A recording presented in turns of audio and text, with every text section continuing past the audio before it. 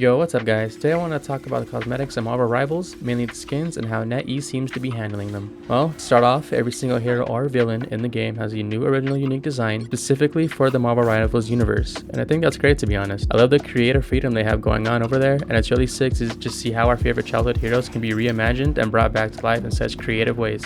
I mean, look at Hawkeye, dude. I would have never thought in my entire life that Hawkeye would look as cool as he does in Marvel Rivals. Although, I am still proud to say that I have literally only 1 minute on him. I just think it's great that NetEase was able to get people to take in these characters again, especially bringing in recent new characters into the spotlight like Jeff the Shark and Luna Snow. Hell, even my local comic shop has brought in tons of new people specifically because of how hard the designs go in Marvel Rivals. Brings a tear to my eye for real.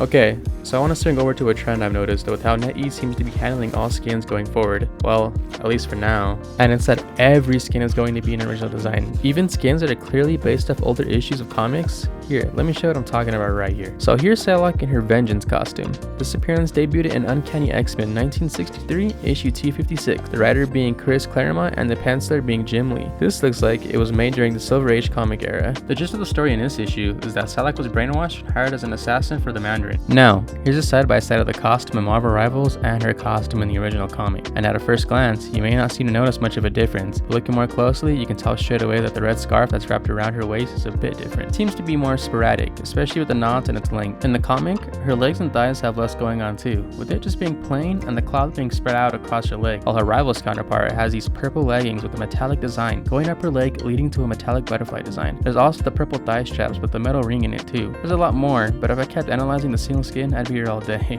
As you can obviously see, although they look familiar, when it comes down to the details, they are vastly different, while still kind of keeping the source material intact. Right here we have Moon Knight in his Mr. Knight costume, first appearance being in Secret Avengers 2010, issue 19, and written by Warren Ellis, and the breakdowns being by Michael Lark, with the finishes by Stefano Gaudiano with Brian Diaz. So, similarly to Psylocke, the comic version is a lot more simpler compared to his Rebel version. In my opinion, I actually prefer the comic version here a lot more. He just looks sick with the minimalistic design in this run. His Rebel counterpart seems to have way more going on, with the most obvious being the big ass cap he's got on. Cap? Did I say cap? I mean cape. Instead of being all white like the comic, he has a mixture of gold, white, and gray that's spread out throughout the costume. You can see here, we have some gold pockets, tips of his shoes are gold. He's got gold buttons too. He's also got this thing. I thought it was a stopwatch or something, but now that I'm looking at it, I'm not entirely sure.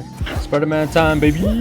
So for this skin, I actually thought it was the bombastic Bagman from the Amazing Spider-Man issue 258 when he first lost the symbiote suit and didn't have a costume. So he just said screw it and just threw on a Fantastic Four suit and put on a paper bag on his head and just basically called it a day. I was like, wow, this is a really different take on it. But no, this is actually from a different issue. This is from the Amazing Spider-Man 2018, issue 87. The writer being Jed McKay and the penciler being Carlos Gomez. During this issue, Spider-Man was actually in the hospital from a previous battle, and Black Cat and Captain America took away his costume until he proved to them he was ready to come back as Spider-Man. So, in the meantime, he was in casual wear with a paper bag on his head. Also, can I just say how good Carlos's art is? Dude, look at this shit. Sheesh. Comparing these two side by side, I think I prefer the Rivals version more on this one, mainly for the bombastic Bagman charm he's got on his back. I'm not digging the ESU coat all that much though. I actually just prefer the red sweater from the comics on this one. The web shooters on this design is sick for sure though. Now the last design I wanted to go over real quick, and probably my most favorite design, is the Reed Richards The Maker skin. If you don't know who The Maker is, he's basically just an evil Reed Richards from the old Ultimate Universe 1610, and is currently the main villain of the new Ultimate Universe 6160, the number being super similar to the main continuity of the Marvel Universe 616, where previously the Maker was being held captive until he escaped containment. This dude is such a beast. I mean, just take a look at how this dude bodies Venom. We are. He's wounded. I see it, damn it. Calm down. Can't stop it. Can't feel it. Can't sense it. Can't let it hurt anyone like. Stop. Just. Yes. I see we're at this part. Before we begin, you should know your other and the animal cannot sense my symbiote because it comes from my original universe. And on my world, it was a bit different. It was made in a lab, which makes it synthetic, artificial, which means it can be approved. We bring the boom! Okay. Now this one here is pretty cool. I like the added effects of the weird substance that's just floating on in the middle of his chest there. And it's also floating on his shoulder too. I like how they kept the circles on his body in the same spots too, but they sort of reversed the circles by putting the small one at the top and the big one at the center of his chest. They also added this line connecting it all, which I kinda dig.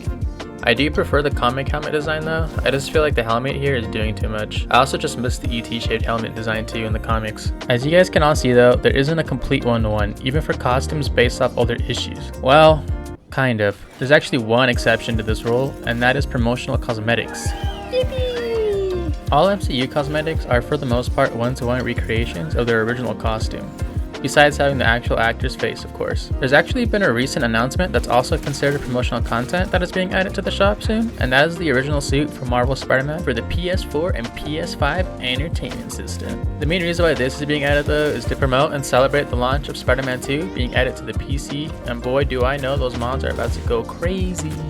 Unfortunately, that is the only exception for now, but I do think this will change down the line at some point. Like maybe they'll add a retro skin lineup or something like that at some point. Please add a Steve TikTok based skin for Spidey with the squinty bug eyes and the webbing under the armpits. Please and thank you. But for now, I'm enjoying the original spin on these skins. Another thing I just want to say real quick is I want skins that change the actual voice actors with certain costumes. But unfortunately for that, I'm sure they'll add another tier for skins like Mythic or something, kind of like how Overwatch does it. But it would be sick to hear different voices from different Marvel media and Marvel rivals. Despite the lack of skins, I still love the original designs that are being pumped out, especially these unreleased skins like the Psylocke and Winter Soldier skin in the Battle Pass art illustration, and especially the unreleased Peach Momoko skin design for Spider-Man and Spider-Bite. They look so badass. Please release this soon. I have been waiting. Well anyways guys, that's all I have for you today. Leave a like if you liked the video, and don't forget to subscribe. Leave a comment down below on how you feel about the way NetEase is doing cosmetics and Marvel rivals. Hope you all have a damn good day and see yous in the next video.